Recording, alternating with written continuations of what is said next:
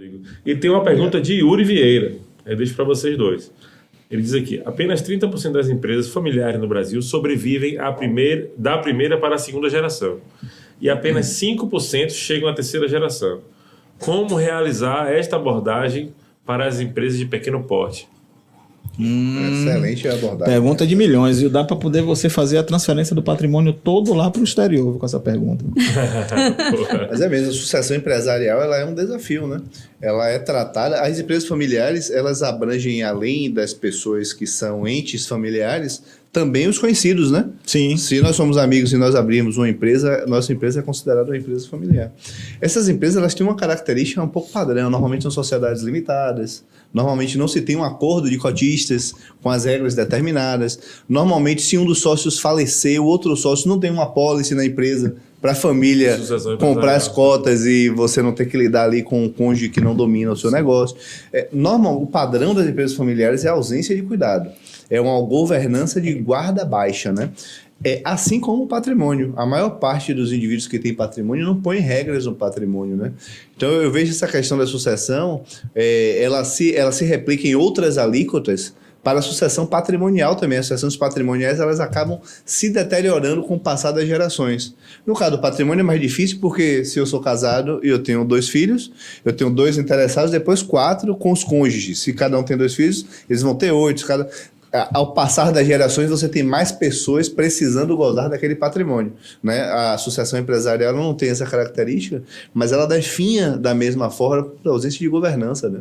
Mas você acha, Rafael, que a questão dentro da nossa dificuldade de ter essa evolução, principalmente nesse tipo de característica, está relacionado com algum tipo de tabu nesse sentido de, eu não vou...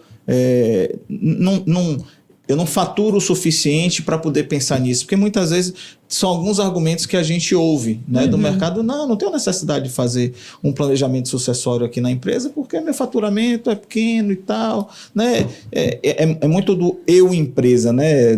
Tudo fica muito dentro desse conceito. Então, você acha que esse aspecto está relacionado a esse tipo de tabu ou qual a leitura que você traz, você que está nessa vivência com a prática? Sabe o seguro de vida, quando você faz o cálculo matemático que você diz, o cara fala, não fala esse negócio agora não.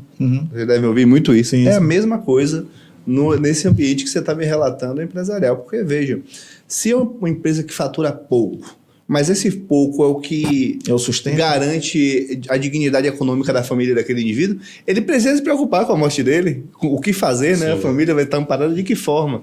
Então, eu diria que é mais arriscado ainda o indivíduo que está nessa situação de, sem um acúmulo de riqueza, vivendo dos rendimentos, não organizar um planejamento sucessório, porque a morte dele vai causar um impacto econômico muito maior para a família do que de uma pessoa que já está patrimonializada, com riqueza acumulada.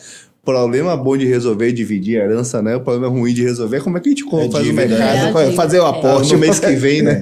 E às vezes eu acho que é muito mais o desinteresse no negócio em si, né? A gente vê segunda geração que não quer nem saber sobre, nunca vou fazer isso aí que a primeira geração está fazendo. Então esse desinteresse já desestimula às vezes os patriarcas de quererem se organizar. Mas muitas vezes o desinteresse é pela desordem, né? Nossa, eu vejo meu pai morrendo de trabalhar, eu que não quero essa vida para mim. Então, talvez se as coisas estivessem mais organizadas, a percepção da própria família não fosse essa.